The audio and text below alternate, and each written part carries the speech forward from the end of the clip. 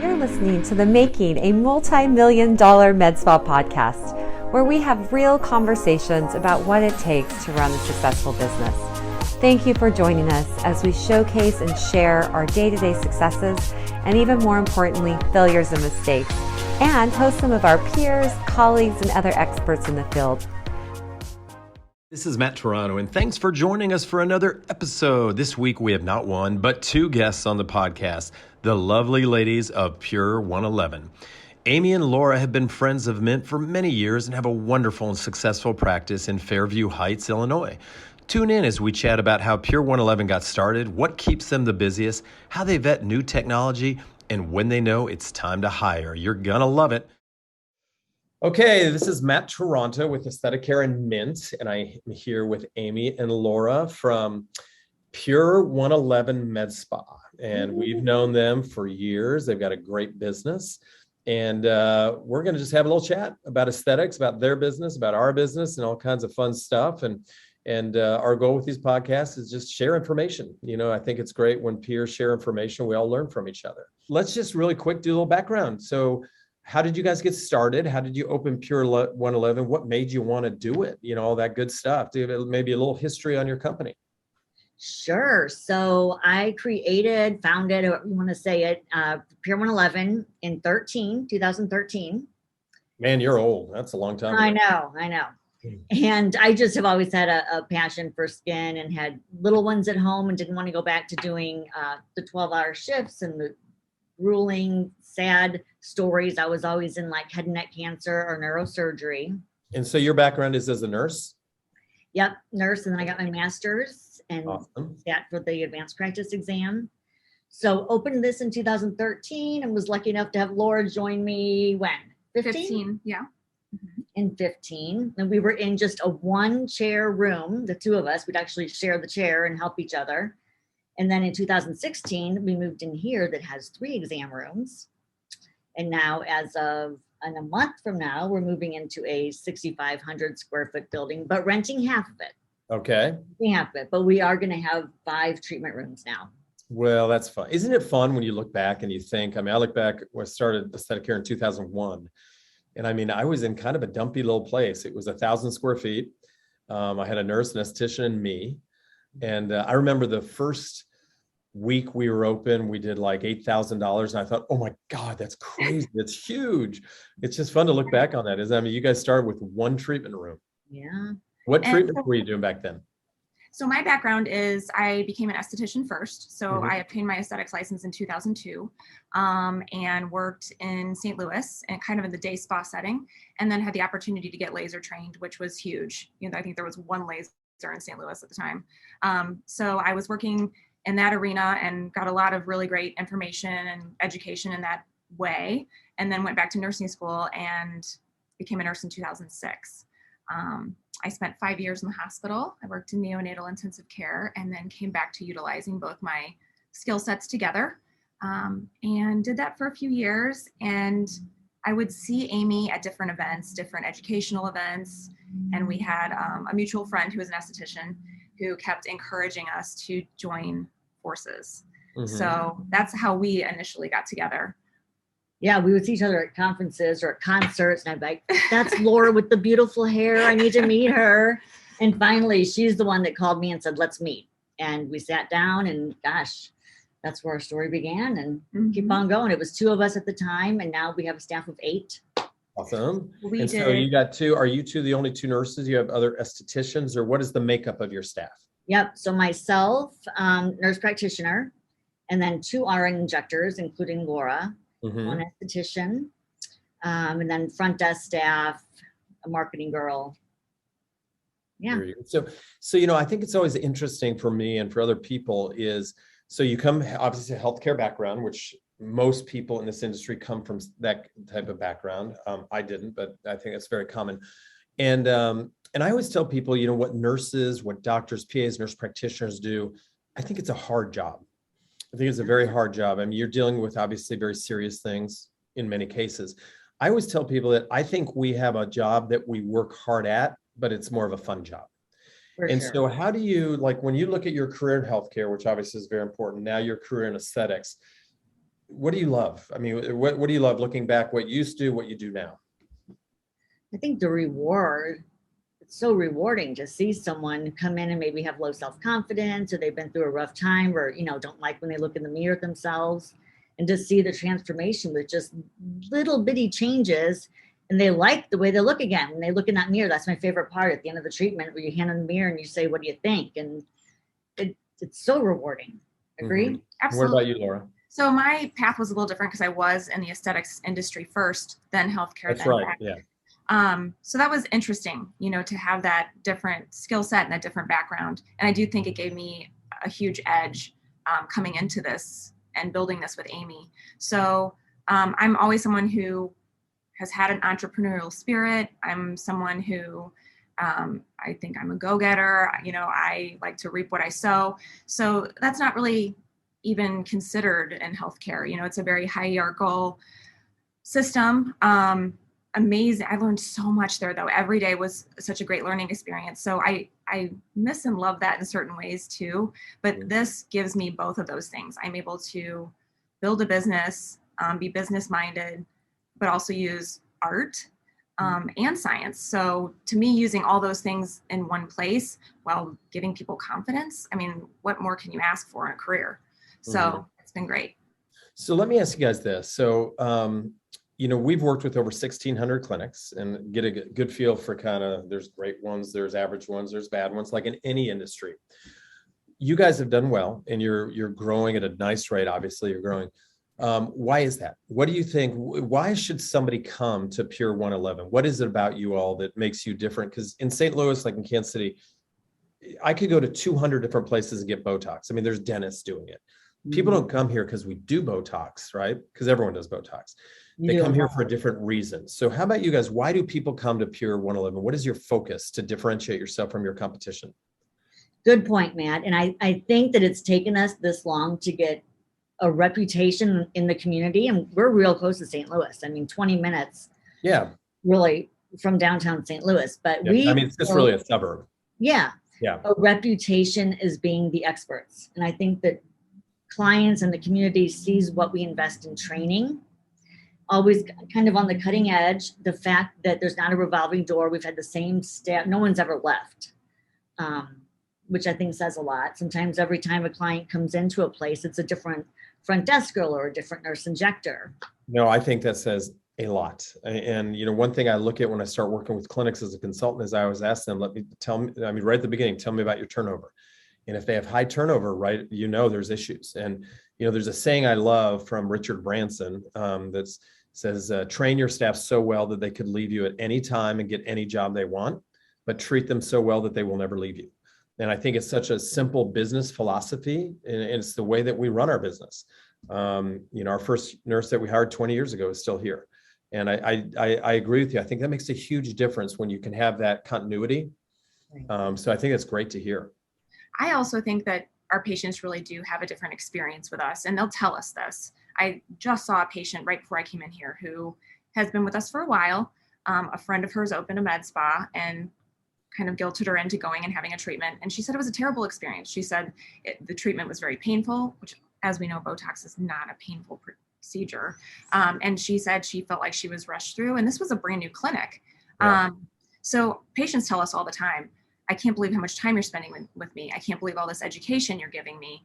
I feel like I'm important here. I don't feel like I've been ran through. So I think that's a huge difference with our practice too. We actually book 30 minutes for our Botox patients because oftentimes we do add a service or we do educate them on a product, and it allows us that time. Other times, it allows us to go to the bathroom. But I think our staff gets to go to the bathroom once a day. That's it. Right. I think they do have a different experience in our office. Yeah. So we like to say it's the 111 difference. And there's really no way to describe it, I think, until they actually come. And from the time they step in till the time they leave, they're happy and they felt, like Laura said, like we listened to them and they were important. So, and I think, sir, I would tell you that the thing that I probably see the most in this industry is that the vast majority of people working in this industry are undertrained. And, they decide I want to do Botox. They go 1 day class and they start doing it, or they buy a laser. They have 1 day of training and that's all they ever do. So I think that's a big issue. I don't believe you can get overtrained. So how do you guys look at that with your staff? And because one thing I like what you said is that not only are you continually learning, but you're communicating to your clients that you're doing these things too. So kind of walk me through how you feel about advanced technique training for your staff, and then how do you communicate that to your clients or patients? So back to our inception of the business, Yes. Amy and I saw every patient side by side together for 6 months. We created treatment plans for them. We made sure that our message was the same and consistent, and that we had the same perspective on how to care for the patient. And then when Amy brought on Sue, same thing. She saw every patient for 6 months with Sue, which is a really long time. And she's never, ever deterred or turned us down from any educational opportunity. That is absolutely huge, because we see and hear it all the time that people are being treated incorrectly, people are being treated dangerously, people are being treated with products that we don't even know what they are, and that they're not being obtained legally. So there's a lot going on out there, and that's a huge difference with Pure 111 too, is that that's never been something that we've ever skimped on. It's the biggest part of our practice. So I was going to just say that, what was I going to say? That now that our clients know that we get educated and go to all these trainings, they'll be like, what have you learned new lately? What's the new trend? Or, what's coming out? Because they're just as excited about the industry as we are. And I think it's important. I always tell my staff, we never want to be like this, right? We always want to be improving our craft. And I tell people when I hire them, listen, we are going to do everything we can to make you better all the time, but you have to have that desire too. It's got to be a two-way street. And, I believe in this day and age also, there's got to be an inner drive, because when I got in this industry in the mid 90s, for me to learn something, it was really like reading a manual or reading a clinical study, which we all know are boring. But now it's all at your fingertips. I mean, I'm sure you guys have been to YouTube. There's thousands and thousands of videos on YouTube of aesthetic procedures and different people touting things. So I do believe that we have responsibility as owners to help train our staff, and we do it a lot. But I also believe the staff has the responsibility to, on their own, get better. And I don't know if you communicate that to your staff. Yes, they're always reading, they're watching seminars online that I'll send them. I did ask them to read the Nordstrom Way, and the customer comes second. Which too good. But yeah, everybody we hire has to read the Nordstrom Way. They have no choice. And then we had a book club during COVID that we made our staff read books, and Secret Service was one of them, which I thought is a great book on customers. I don't know about that one. Write that down. Yeah, Secret Service. I bet you we pulled 15 ideas out of that. And so we made the whole staff read it, and then they had to do a little book report on it. We were closed for 10 weeks. Right. And it was really good. And I do think it's great that you and hopefully we have created an environment of education that we're always talking about. We're looking at all the new technologies and vetting them, and I'm sure you do too.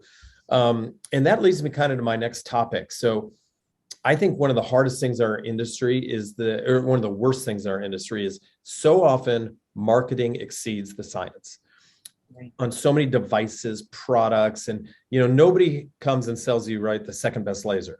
They don't ever sell you the second best skincare. That's true. So how do you guys go about staying up on technology, vetting technology, same with skincare lines? How do you do that? Okay, before we get to that, because I'll forget if we get off this topic. Okay. One more thing. A wise man, I think his name was Matt Toronto, said to me, very wise. I've heard really great things about him. Hire the smile, train the skill. Yeah, and I wish I could take credit, but that's Nordstrom. I stole that from was it? Oh. Yeah, anyway, hire based on what you cannot teach. It's so true, because the personality of the person matters so much. And we've really trained everyone here ourselves. No one comes in with bad habits. They all have come in with amazing personalities, and we knew they'd be a great fit. And then we train them and send them to the trainings, because it's their personality too. Well, and I love that you said that, because so many clinics I work with, and I do a lot of Zoom calls, and they come here, say, God, we've been trying to find a nurse injector for the last 6 months, and we can't find one with experience. And I say, listen, you don't have to find one with experience. In fact, my last 3 nurses I've hired here, 0 experience in aesthetics, but what you said is true. They're wonderful human beings. Right. Because we can teach that, right? We can teach all those. If you have half a brain, you can learn how to do a laser treatment, but I can never make you happy. I can't make you ethical. I can't make you passionate. Those, I mean, as adults, we don't change too much, right? So I think it's a great point, that go after that amazing personality. And I always tell people, let's not hire boring people. We have to work with them. We want to work with boring people. Let's hire fun, exciting people. Right. So no, I'm glad you brought that up because I think that's so true. Okay, back to the technology. 'Cause I do think, one of the worst things I see, and listen, if you've been in this industry long enough, odds are you might make a purchasing mistake. I've done it. Okay. Yeah. And when you spend $100,000 or $200,000 on a device that a year later is a coat rack, it's a painful mistake. Yeah. So how do you guys say, I'm sure you get called on by every device company like we all do and every skincare company. And so, yeah, how do you look at things and how often do you upgrade technology? So there's so many shiny new toys in this industry, right? Yep. We do a ton of research. I'm always asking for, I want the name of 5 other practices that have the technology. Are they using it? What's the ROI? Good things, bad things. So I do want actual, references of people that have it. So we do, of course, that. What else, Laura? I will say that Amy Katsikas is guilty of opening every email about every device That's true. ever made. Amy, you and I are the same. I commend do her the for same. that, but I'm on the other end going delete, delete, delete, delete, delete. Mm-hmm. If I've heard negative things or different things. So since I'm more on the provider end, Amy does filter through some of it a lot more than the rest of us do, but we're always on the lookout for what's the best, what's giving good results, what reliable other clinics are doing. We have certain clinics in the area, if they think it's great, we're going to be more open to looking at it or to doing an in-service and that kind of thing. And we certainly do a lot of that. And we say no a lot, Yeah. And I think it's a great point what you said about competition, because I always tell people there's a lot of competition, right? There always is. There's 55 aesthetic centers in a 15-mile radius of where I'm sitting right now. And I don't care. I don't care if there's 100. We have to be better, right? But I do think it's important to pay attention if you see one of your competitors marketing a technology to research it. You may never buy it, but you should still know about it. Because if one of your competitors is say, oh, we got the latest, greatest laser XYZ, blah, blah, blah, you may investigate it. I think you should find out what it does. And then you may never buy it, but there should be a reason that you could tell somebody. One of your clients comes and says, hey, what have you heard about this? Say, well, we looked into that, but we have a device that's better, or maybe, that type of thing. So I think that's smart that you pay attention to that. We have been so happy with Sciton, the company as a whole, not only their technology, their customer support, their education that they really promote. So if Sciton's coming out with a modality that another company has, I'm always going to consider Sciton first. Yeah. And I think, I tell people we have a lot of different technology, but I have a Sciton laser that I bought in 2006 that we still use every day. And that's rare, that's rare. Wow. But I do think it's important, like you said, to keep up to date on it. I mean, we don't have the same cell phones we had 5 years ago. Things do get better. Right. Another thing I always try to tell people is be careful of getting something that's just a little bit better than what you have. So if you came to me and said, hey, Matt, I've got this new hair removal system, and it's 10% better than the one you're using right now. I mean, that's nice, but is that going to change my revenue? Okay, is it going to change my business? So I really think it's nice when I can add a device that opens up a new revenue stream. That's something maybe I'm not doing right now. Maybe addresses a new skin issue like melasma or something, things like that. So I think that's fun too. And I do think it's nice I think there's something, and St. Louis is a pretty good sized city. Kansas City is too. But I still think there's a perception sometimes thinking, boy, if I went to New York or LA, I bet you I could get better stuff. And that's one thing we really focus on is no, you can't, because we're going to always stay up on the bed stuff. One thing I do want to give you, and I might have told you this before, I think it's a good tip, is when you look at a new device, and I think you're smart to ask for references, but also I think you have to be smart enough to know those are going to be good references because they're not going to give you bad ones. Right. So a little trick that I do is I will pick a city like New York, Miami, Scottsdale, anything, and I'll just Google laser XYZ Scottsdale, laser XYZ Miami, and I'll find out who has it, and they don't know I'm going to call. That is actually a true reference. That's one that hasn't been prepared, that hasn't been maybe even paid to take calls or say good things. So that's just something that I think to keep in mind that is not a bad idea to do either. And back to the earlier conversation about the growth of our business and how we started and what services we offered initially, we had no devices other than a skin pen. So we, that's pretty amazing. That literally was your only device. Yeah, that was it. Injectables and skin pen. Yeah. Yep. Wow. That's interesting. That's amazing that you were able to take that to where you are now. Good for you. Yeah, we've grown about 30% year over year. It's incredible. And we started small. And I think because we started small with just a handful of services that work really, really well, we were able to, build the business so much more efficiently because we weren't under a huge cloud of debt, like you said, from good, bad, devices. Yeah, I think that's amazing. So let me ask you this now, and I always joke around, we would never want COVID, right? Horrible. It's been a tough 2 years. But on silver lining, it exploded golf and it exploded aesthetics. Exploded it. I'm just saying, I tell people, we've been open for 20 years and the 6 busiest months in our history have been within the last year. It's just been crazy. And I do think that's going to continue. So let me ask you this. So growing fast is a good thing, but it's also a problem, right? To be able to deal with that growth. So how are you addressing it? Obviously, you're bigger space. What about staffing? How do you handle growth? You are so right. And it could have been a spiral down because when you're growing that fast and you're trying to do a million things, you're not doing any of it well, right? Right. So again, my staff is amazing. Finally, I have delegated and given control up to someone to do my social media. Mm-hmm. The technology type thing, the bookkeeping, and you have to. You absolutely have to. It was at a boiling point where I was trying to do too much, not sleeping, stressed out. So once I delegated some of that to those people who can handle it perfectly well, if not better than me, I was able then just to focus on, the things I need to give full attention to. Well, and I think, Amy, a good point. And when I consult with businesses, I always try to look at it. Hey, if this were my business, what would I do? And you, without a doubt, your biggest value to your business is dealing with your clients, right? Is performing treatments and generating revenue. Right. And, there's certain things, and I always talk, I think on a whole, there's a lot of doctors that own med spas, right? And I think any owner of a business, the best thing they can do is understand their strengths and weaknesses and understand their value.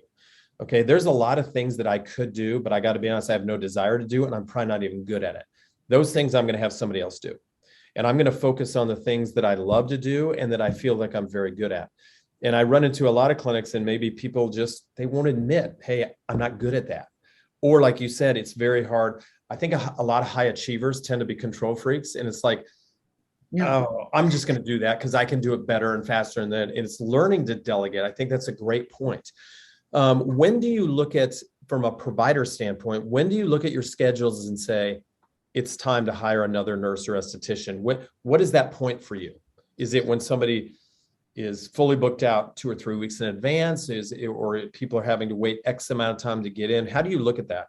Yeah, I think and there's fluctuations throughout the year, so that's right. To figure that in too. If you're turning people away, yeah, we're there in the aesthetics arena right now. With Sue, between you and I, it was more of an evening need. Yes, with her. The hours we were not able. Now we are open a Saturday a month. Yeah, we're open 3 evenings a week. So it was either we work more, or we're not providing that whole, in our clinic that we're not able to provide. So evenings and Saturdays was when we finally said it's time to bring somebody else on. Yeah, and I think that's another good point because I always, I think we should put ourselves in the shoe of our clients, right? And if I work full time, when can I come see you? Evenings and Saturdays. Yeah. And I worked a lot of clinics, they're 9 to 5. And I say, listen, that's fine. I think nobody wants to really work evenings and Saturdays, but we are a retail business. And, if you're looking at, hey, what is the best business move? I think having some evening hours and some Saturday hours available are important. Yeah, agreed. So what's keeping you the busiest now? Obviously, injectables are always steady, right? But it's from other than injectables, technology, what is keeping you busy? I think Halo is booming right now. Halo is tons booming. of Halo. Yeah. Yeah. And then BTL, when we brought on Sculpt not too long ago, because we did not have anything in the body contouring, that's been a great income provider too, and people really happy with the. I agree. I was very skeptical about that just because nothing in my 25 years I've ever said we do anything with muscle, right? Yeah. And so we did end up getting the M-Sculpt, and then we upgraded to the Neo. Yeah. And it's been a pleasant surprise. I thought it was going to be nice. I didn't think it was going to be as good as it is. It's been a really nice revenue generator for us. Well, and I think too, as you grow, you realize your clinic has to be well-rounded. Yes. We started again just with the skin pen, which was great at the time, and we were able to grow from there. But you do have to have a laser at some point. You do have to incorporate body contouring. That's something we sort of postponed, though. Body contouring was definitely the last avenue that we visited. The body's getting big. A couple of years ago, we decided as we expanded into, we had to go across the hall for more space. And we thought, let's just call that aesthetic hair body, just to bring more awareness to the fact that, a lot of people, I think, look at our businesses and they think this, I come in for this, the face, maybe the neck. But we really wanted to bring emphasis to the fact that we treat from your hairline to your toes. And, things like Halo and BBL. I mean, I think a lot of people lock up that, hey, we do face and neck, but my God, the hands, shoulder, sun damage, legs and stuff. So I think in making sure your staff looks at somebody in that light, because somebody may come in because they have sun damage on their face. I promise you, if they have sun damage on their face, they probably have it on their shoulders too. Absolutely. And just making them aware that that's an option. Vaginal rejuvenation. My husband's a urologist. So when he had first heard about treating incontinence without surgery, he was really intrigued. So we brought on Thermiva maybe 3 years ago. And at least, and that was really kept us a lot busier with that procedure than what we thought. But then recently with BTL, we now have Emcella. Mm-hmm. And the results that we have seen with that has been incredible. It's fun. We have Diva, which is Saiton's version of vaginal rejuvenation, and Emcella. There's a very good urogynecologist I worked with a little bit, gave some talks on the East Coast. And he said that the best thing he's ever seen for women's sexual health is the combination of Emcella and Diva. That those two things combined, he goes, I don't think we can do anything better than that. So that's neat. And it's, again, a whole different area of our business, right? That just used to not exist. Right. So and for porn too, it's been great. Mm-hmm. So did you guys, now you said you had the skin pen. Have you guys added microneedling with radio frequency, or are you still staying with the straight skin pen? Not yet. This is one of our upcoming thought process. Yeah, I would take a strong look at that about your device. It's very good. And Jay Burns and I just went through a whole kind of a vetting process. We looked at all of them, and we were due for a new one. We'd had one for about 4 years. It did great, but technology upgraded. So yeah, if you ever want to talk about that, another time, I really think you'll kill it with it, because it's that stepping stone. I always look at it as if you remember, and you guys are very young, I don't know if you remember, Sears' big marketing campaign for years was good, better, best, right? It wasn't horrible, okay, good. So if you went to Sears to buy a vacuum, they had their good section, they had their better section, and then their best section. And I kind of like that theory for our menu of services. Microneedling is good. Mm-hmm. Microneedling with RF is better. And sometimes after that, Halo might be the best, but and also the price point where you have microneedling, a little bit lower price point, microneedling RF, kind of middle of the road, Halo getting up there, and then combination therapies. But yeah, I think that's something that you guys would really like. And again, if you want to kind of hear our experience of all the systems we looked like, we'll talk about that another time. Okay, let's look at retail products, because I think that retail products can be a nice part of our business, but it is a crowded space. There's 100. I mean, if you ever go to the AAD, American Academy of Dermatology meeting, and walk the exhibit floor, I mean, there are 100 vendors of medical grade products, and they're all the best, and they all have a secret ingredient. So what is working for you? What do you like? And what do you like to see as a percentage of, when you look at your gross revenue, I like to see about this % coming from retail and this % coming from services. How do you guys look at that? So product wise, we start out with Skin Medica, and people loved it, but they complained about the price point. And like you had said, technology changes, things change. So I got hooked on Epiance. Mm-hmm. That has done great. Then we brought in Elastin to pair with some of our laser services, and people love that. But then we made the Pure 111 line through private labeling with Young Pharmaceuticals. And I think that by far is our best product line. People can't get it elsewhere. Not only do we think it's the best, pharmacologically, people cannot go on Amazon after you spend an hour with them and buy what I think you're so smart, and exactly how I teach it, because I do think, and we do carry some very high-end lines. One that has just exploded for us. I mean, more than I've ever seen a line explode is Skin Better Science. Really? No, I mean, Write that down. She's taking all kinds of notes here. And we used to do Skin Medica, and things do change. And I do tell people as well is that it's human nature that we like to try new stuff, right? I mean, have you two used the same shampoo for the last 10 years? Probably not. It's well, if you have, you're unique. But most people, every once in a while, hey, I want to try that. It could be a good looking container. It could be, somebody like a Heidi Klum is holding up some product. Oh my God. And it made her beautiful. Well, she was probably pretty beautiful to start with, but I think we like to try new things. And so I always kind of coach my consulting clients that don't let your line get stagnant.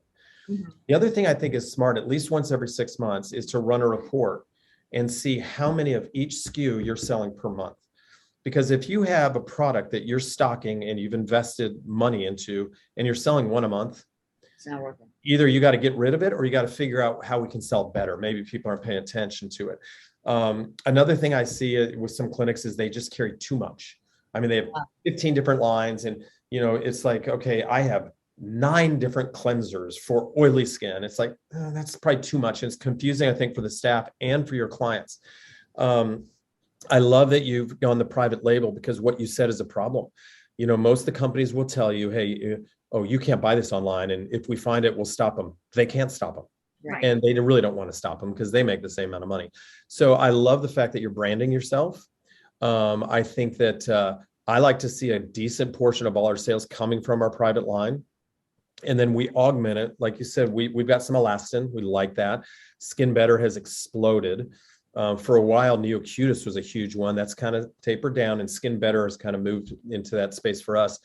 I think the Elta sunscreens are still incredibly good. We carry those, but we do try to look at new things. And the other thing is you don't have to carry the full line, right? You don't have to say, if I'm going to carry elastin, I have to carry everything. You can kind of pick and choose. What do you like to see? Do you set goals? I mean, for yourself as providers, the other providers saying, hey, we would love to see you to sell 10% of your revenue in skincare, 15%, 5%. Do you look at that? And how do you kind of monitor that? Yeah, Matt, that's probably something I need to get a little bit better at. But again, I think what I like about us is none of us are high pressure. We've had clients come and said, they wanted me to buy $500 worth of skincare. We educate, especially Laura and Kelly, our esthetician, are amazing at educating the clients and offering, this is what I would recommend. But no, I have not run reports and looked at it like that. And it's probably, and it's just something, and I agree. I don't, high pressure. I always put myself in the shoe. I don't like when people pressure me, and I'm not going to pressure anybody. I don't think we should. I think we should be great teachers, right? And teach about our services and our products. The one thing I do tell my staff though, is we know 100% for a fact, every person is buying their skincare products somewhere. Right. So we would rather them buy them from us. But I think it's an idea that you might look at. It's just every once in a while, I do it every month, just look at a report and I let my staff know, this is what you've sold in services. This is what you've sold in skincare. And, in my Leawood location, we've got 14 providers. They're not all equal. I mean, they're all good, right? Some of them have a crazy talent for certain things. And so one thing I try to do is people like nurses or estheticians who maybe don't sell as well as some of my others is like, well, go talk to them and figure out what they're doing. What is that nurse or esthetician who is just unbelievably good at? What are they doing that's different from you? And I think that of your providers, identifying which ones have amazing strengths. Like Amy, you may be just crazy good at promoting and doing BBLs, and somebody's not. Well, let's share that information. Right. And that brings me kind of my next topic of what are things that you do to create a wonderful work environment? Back to earlier, we said, lack of turnover is so important, but it's not just having a menu of services and paying well. Okay. What do you do with your staff to create just a place that they're so happy to work at? We have so much fun. It's not fair. We do. They'll say, is this really a job? So I love Halloween. It's like my favorite holiday. You and my wife. I've been on the news and written up because I'm that house, right, that people talk about. So Halloween, we dress up, we scare each other. April Fools is always a great time around here. I think we have fun, right? We'll just start laughing. No, well, sometimes we race in the halls. Yeah. No, we do. We have a lot of fun. And we all have grown. I mean, Amy and I have been together for 7 years. Yeah. Our relationships personally have grown too. So, we're all involved in each other's lives. I would say too, as an employee here, if I have a sick child, no questions asked. My family comes first. It's never been. I think that's wonderful. Yeah, for sure. So that is absolutely huge for me. I had surgery a couple of months ago. Again, no questions asked. So it's always been, what's best for us individually. And we all care so much for our clients, are so involved in our clients. I would much rather be here than reschedule people for something that comes up in my personal life. So, I'm going to do everything I can to be here, not only for my income, but for my clients, because I want to retain them and because I have relationships with them and I want to provide for them whatever they need. So, that's a huge part, is to know that if something comes up, that I work at a place that's going to support me and be there for me. You know what, and the lack of turnover tells your story, but just the things you just said, I think are so important that, when you're driving to work, you're excited about your job and not dreading your job. And that's one thing I think that my wife and I, Kathy, feels so grateful in this industry. Certainly there's days when it's sunny and 80 that I'd rather be playing golf, but I love my job. I just think it's so much fun. I mean, but every job has its challenges. So when you look at your, Amy, as a business owner, what are the biggest challenges? What are the most difficult things about? Because it's not all unicorns and rainbows, right? I mean, we do have challenges. What are the hardest things for you? Dealing with difficult clients. Yes. I know. I always tell my front desk, 10 to 15% of the people who walk through our door, we just wish to God didn't know we existed. Yes. And I have a hard time firing people and usually bend over backwards to make them happy. And my staff is like, Amy, we don't want that kind of client here. Get rid of them. Let them go. Yeah. And my fault and one of my challenges is doing that when I should, much later than I should have let them go. That's probably one of mine. Laura? Yes. I would say that I never talk my clients into anything. I present them with a lot of information. I educate them on what's available, and I want them begging me to do it. I do not talk people into things. If they're hesitant, I do not provide it. And, that's over the years. Again, I started in this industry in 2002. So if someone's on the fence on something, I highly recommend it's not something you provide. And that's really going to help eliminate a lot of headaches. And there's certain things that you recognize, when a client walks in and they've been to every place in town and they're unhappy with everyone, they're going to be unhappy with you too. Yeah. So, we definitely, when we see those red flags, we provide the most minimal service possible. A follow-up is required if they don't show up, so we really try to minimize any of that, because it is very exhausting for us as providers. And they're so few and far between. It's, 99.5%, I would give the keys to my house to. They're wonderful people. And oh my God, you have a better 99.5. I want to trade you. because okay, maybe 95. I always joke around and I say we should have a staff psychiatrist, because some people need that. But, one thing we did that you guys might find helpful, I don't know if I've ever told you this, is we created a very simple document, and it's a consent form that we make our clients sign if they're going to have a treatment that we have specifically told them we do not believe they're going to be happy with the results. Because something, for example, one of the most difficult types of clients, I think, is the person who comes in and they have skin that looks like you two, this beautiful skin, but they hate it. And they think it's horrible. And I want to do the halo because I want to get rid of all it. And I can't even see what they're talking about. Right.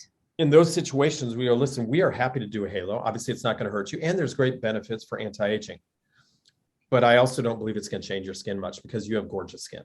Right. So if you want to do it, fine. But that document. Email us that document. No, we can get that for you. So it's a very simple document. Basically, where it has come in very handy is, especially things, we do a ton of cool sculpting here. And, somebody come in and they're obese. Mm-hmm. And we say, listen, this is not weight loss. I don't think you're going to be happy with the results. Yeah, but I want to do it. That's fine. It's not going to hurt you, and we can do it. But I just want you to understand that we are not going to guarantee any results. and I need you to sign this that we discussed it. I just think it gives you, an arrow in your quiver when they come back and say, hey, I spent $1,500 on that halo and I don't see anything. Right. Well, if you remember, we discussed this and you signed off on this. So yeah, we'll get that to you. Just shoot me a text or something. I'll make sure it's kind of helpful. But I do that. I'm sorry. No, the other thing is when clients come in and they have lips out to here and they want more lip filler, or they can't move their face and yet they want more Botox or Dysport, is telling them, no, it's not what's in your best interest. And some of them get mad. They're like, here, I have the money. I'm the customer. I'm right. Because we don't want them walking around the community and someone to say, oh my God, where do you go? And for them to say Pure 111 when they look like that, because there are billboards. So that's always hard too, is telling people no, that we're not. I think that's a great point. And you've heard my little saying is that we have here, the best injectable is the least detectable. And I think you two are good examples. I have zero doubt that you guys both have some neurotoxins and fillers going on. If you said no, I'd find that hard to believe since you work in this industry. But you both look like normal, natural human beings, right?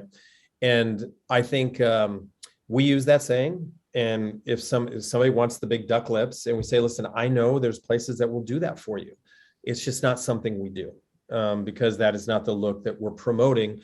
And it's hard because you don't want to offend them, right? You don't want to say, I actually had a nurse a number of years ago who was a wonderful nurse. And I actually had to fire her because she couldn't stop injecting herself. Oh, it was just more and more. And she just started looking and I told her, you got to stop. I can't have you working it. And she literally couldn't stop. And she was very good. Yeah, it was. It's not obviously a physical addiction, but it's a mental one. Right. And so I do think that I want my staff to be the best client that we have. I want them to have the treatments we do. I want them to have them on a regular basis because I want them to be able to say, the reason my skin looks like this is not because I did one thing one time. It's because I'm doing some things on a regular basis, kind of like skin fitness. So that's another question I want to ask you. How do you handle staff treatments? I get this question a lot. Yeah, we're very liberal with it because I think the staff should experience everything that we're doing. So, when the reps help you out and give you free product for trial or naive patients, we do it on us. I think it's great. With like Emsculpt, they kind of know when they want Emsculpt. Come on in here, just don't do it during office hours and, taking the slot of a paying patient. Right. But we're very liberal because everyone here is natural looking. And it's never been a problem with people overusing. Yeah, I think that's so smart. I had a call recently with a client and it was a big one, a big center. And they said, their program for their staff was everybody got a 15% discount. And I was like, that doesn't probably work too well. I mean, some people they don't have a lot of extra money, especially people like the front desk and stuff. That's not a high paying job. So I think it's great that you guys are testaments to what you do. Yeah. That you're saying, hey, we think high halo is going to be great for you. And oh, by the way, I do halo too. Right. What was yesterday? Yesterday, I had a 1 hour cancellation in the middle of the day. And that's been definitely kind of a thing with COVID. Definitely. For us too. The last 3 weeks, we've had quite a few. Yeah. I said, who wants treatment? If you want treatment, 3 to 4, come in, set it, and everyone actually was in pretty good shape. So I didn't end up doing any staff treatments, but, we try to always look at each other too and say, hey, you're due, or hey, let's do that. I think that's a great point because like you can't interrupt a paying client. You can't, one of my nurses can't say, hey, Friday from 2 to 4, I'm going to book myself out to have treatments for myself. It's like, no, because we will book that time. Right. Come in early, stay late, but snow days, cancellations, things like that. One thing that's been kind of fun for us is every quarter we have a staff treatment night, and it's kind of fun. We bring in a bunch of pizzas, staff can stay, and just for about 2 or 3 hours, everybody treats each other. And because one thing we really promote is we're big believers that if you do regular Forever Young BBLs, we know how good that is. If you do a regular halo, we know how good. And so we want to just make sure that we give our staff the opportunity with time constraints. So that's kind of been fun for us. And it's kind of like just a big party. Everyone's joking around, laughing and, doing stuff. So that's kind of fun. So Matt, I want to make our listeners know, you did not ask me to do this. You did not pay me to do this, but hands down, I think you would agree, one of the best investments we've ever had is coming out to your facility, the whole staff, spending the night there. We had a little bit of fun, did a little shopping and restaurant, but the training that you gave us, I still have my notebook to this day. It was almost a full notebook of tons of notes. And hands down, that was the best investment I could ever make for the practice. You are very sweet. We love to hear that. So, it's funny. It's easy to teach about something that you really, really love, and I mean, I have zero doubt that you guys would be great teachers in this thing too. So to finish this up, and I really appreciate you guys doing this. What do you think about the future? When you think about where are you going to be in 5 years or 10 years, what are your goals? I work with a lot of clinics who they feel, hey, we're in this 2,000 square feet, we're fine, we're busy, and they really don't have an ambition to get bigger than that, which is fine. Some it's like, hey, I want to get as big as humanly possible. But where do you see yourself in 5 or 10 years? You guys are both pretty young. I mean, you got a lot of life left in you. I cannot wrap my head around opening up a second facility. So in my mind, this new building is going to be amazing. We, like you, we bought it, my husband and I, as an investment. Awesome. I just want us to all be happy, still full with clients, not having to turn people away, and just be the best of the best, continue to have our reputation and do amazing at that one facility. Mm-hmm. What about you? I have really busy clientele, and I love my clients, and the vast majority of them are amazing, but I would love to get my own practice to the point to where I don't take new clients anymore, or if one moves, I get one more in. But I'd really like to be able to get to the point where I am that selective with who I treat, because they trust me and I trust them, and we work together, and we've done lots of different modalities to keep them looking, as good as they can. So that would be personally a goal of mine. It's a lifelong process of getting these clients to trust you. Yes. So that you're going to keep them going as they age, making them continue to look younger and better. Yeah. And where do you think Pure 111 and you two personally can get better? Oh, goodness. A million ways. Yes. For everything, but in your mind, do you think, okay, here's where I want our business to get stronger. Here's some things where I think that kind of hop out at you. I'll tell you one thing. So we are both in love with Sculptra. And as you know, Sculptra Aesthetic is now becoming Sculptra. So with the new labeling, they're able to go out and train more, which I think is going to spread the word to the masses, how amazing Sculptra is. Laura has been doing Sculptra for maybe 5 years now. Yes. And we've worked ourselves through the kinks of the needles clogging and all kinds of things that was different about Sculptra, the reconstitution factor. So I really feel like our practice sets itself apart by Sculptra, but I'm excited to use it in more areas and on more clients. In my opinion, everyone is a candidate of Sculptra, whether they're doing HAs and laser. Mm-hmm. So I think that is one area I really want Pure 111 as a whole to continue to grow. Well, and I think it's a good point because we're kind of the same. We have a couple injectors who have really liked Sculptra and do it. But we are really going to start putting more focus on that too with the rebranding. I don't know how you guys feel about MERS when they had MERS has just not been a good company for the service wise. Huh? Yeah. Oh yeah. No. Their service, just the Althera, they just, it's been a little bit of a train wreck, but I like the fact that they're rebranding it. Are you guys doing any of the Sculptra booty lifts? We aren't here in the Midwest. I wish we'd have more people asking, but no. I will tell you, it's something like we are starting to get that. I don't know why people watch the Kardashians, but they do, and they talk about that. But I have one nurse here who's done quite a few with some pretty good results. So we're kind of going to do that a little bit. There is talk to your rep.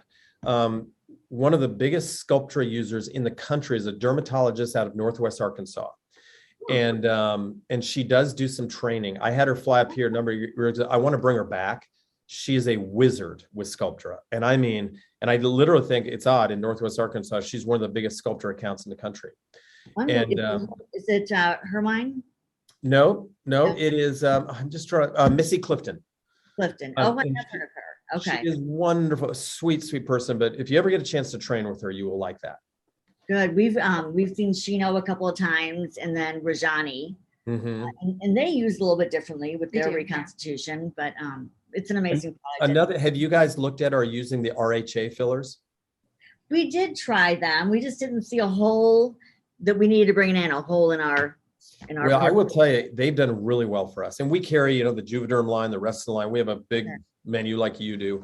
It's the only filler that has been FDA cleared, approved for dynamic wrinkles, movement. And so sometimes, a filler looks really good when the face is at rest, but then smiling, you can kind of see it a little bit. Right. Don't turn your back on that. There's a few of them that have done really well for us. Okay. And so it's kind of fun to always, research these new things. So, all right. If there is anybody, if you could give one piece of advice for other clinics, people thinking about getting into this, what would you say to somebody who's saying, hey, I'm thinking about getting aesthetics or I'm in it and I want to do better? What would you say to somebody like that? Say, hey, what is your key to success? Well, we get asked probably on a weekly basis, can someone come shadow us? Because they want to get into it. And I would say on your own dime, get as many trainings as you can from different providers and shadow. Yeah. I mean, I think that although there's a lot of people in this industry and the industry is really growing, there's a lot of people who want to get into the industry. There's not a lot of owners that will provide you with all of this education. So you have to find that person, and it might take a long time, but that person has to be willing to invest in you, and you have to be willing to commit to it. And that's the biggest thing, is finding that right fit. And, that's hard. I sympathize with people who aren't in this. I was lucky to have that aesthetics license first because I think it did give me a whole other realm of skill. Not only in what I knew about the skin, but in client interaction and that kind of thing, rather than coming straight from a hospital. So I think that's a big thing, finding the right person that is willing to invest in training you correctly, and so you can provide good service. Yeah, I think that's so important. And, I can just sense the tension between you two. You don't like each other very much. I mean, it's just horrible. We're lucky. I think when you can, I have found that my life is so much easier when I just surround myself with amazing human beings, one thing I tell anybody I hire is the world is filled with average people, right? And that's fine. Nothing's wrong with being average, but if that's who you are, you can't work here. We don't hire average people. We hire extraordinary people. And you guys obviously have done this the right way. I'm so happy about your new building and your growth. That's awesome. Thank you. I want to thank you guys so much for doing this. I look back when I first started aesthetic care, I would have loved to seen conversations like this, because, obviously being new and stumbling and making mistakes along the way, which we all do. But I think it's so great when people like you have been successful and do it the right way are willing to share that. So thanks a lot for that. We love it. Thanks for asking us. Yeah. Thank you for tuning into the Making of a Multi-Million-Dollar Med Spa podcast. For helpful links and more information about any of Mint's training tools and resources mentioned in today's episode, be sure to visit mintaesthetics.com/podcast.